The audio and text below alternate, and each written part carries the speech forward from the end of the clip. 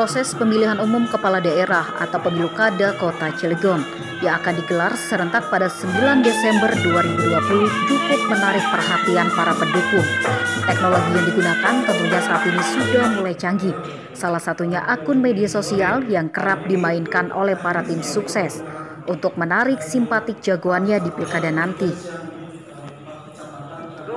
Namun demikian, para peselancar media sosial, salah satunya akun Facebook, harus serba hati-hati. Pasalnya saat ini Facebook dipantau oleh tim Bawaslu untuk memastikan tidak adanya tindak pelanggaran yang dilakukan tim sukses di media sosial. Dikatakan Ketua Bawaslu Kota Cilegon Siswandi, akun-akun yang dipantau merupakan administrasi Bawaslu. Adapun dalam penanganannya pastinya akan dipilah-pilih. Meski saat ini Bawaslu belum mempunyai alat digital untuk mengecek objek pelanggaran tersebut, dan ia akan bekerja sama dengan Polres Cilegon untuk menanganinya. Dan untuk ASN, kami sudah menyurati pemerintah daerah agar ASN tidak berpolitik praktis. Memang akun-akun yang sedang kami pantau itu merupakan administrasi kita ya. Akan tetapi dalam penanganan itu juga kami pilah-pilah. Kenapa? Karena kalau di media sosial itu kami tidak punya siper untuk mencari untuk mencari subjek hukumnya gitu loh. Ini siapa gitu loh? Siapa?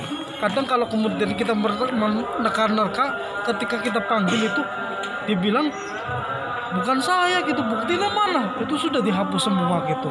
Nah, untuk mencari subjek hukumnya itu ya karena kita nggak punya alat digitalnya.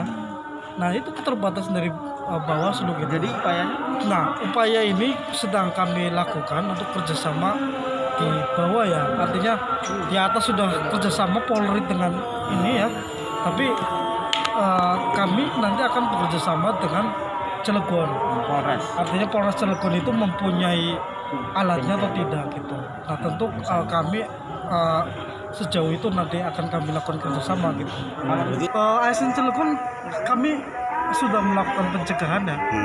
Terutama kami sudah memberikan surat himbauan terhadap pemerintah daerah agar ASN itu tidak berpolitik praktis, agar ASN itu tidak ada keberpihakan gitu ya.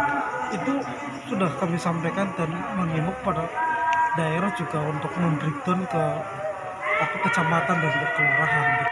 Sementara itu, Divisi Pengawasan dan Sosialisasi Bawaslu RI, Muhammad Afifuddin, dalam kunjungannya ke Kota Cilegon mengatakan kalau untuk kampanye negatif, pengawasannya tentu di Bawaslu.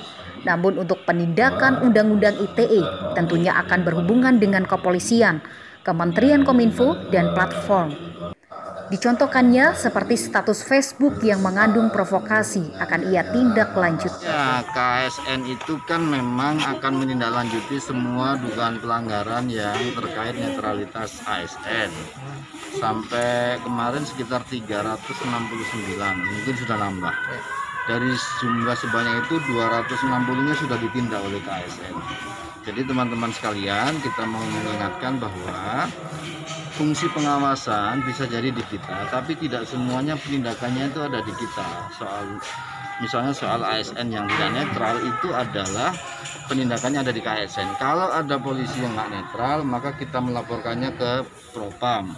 Kalau ada tentara TNI nggak netral, kita lapornya ke POM.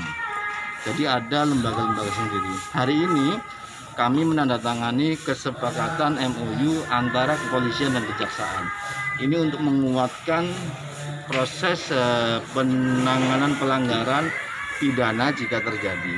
Jadi ketika ada orang-orang yang melakukan tindak pidana pemilu, maka Bawaslu harus bersama kepolisian dan kejaksaan, tidak bisa sendiri. Nah terakhir, kalau ada orang yang melakukan kampanye negatif di media sosial, pengawasannya kan di kita.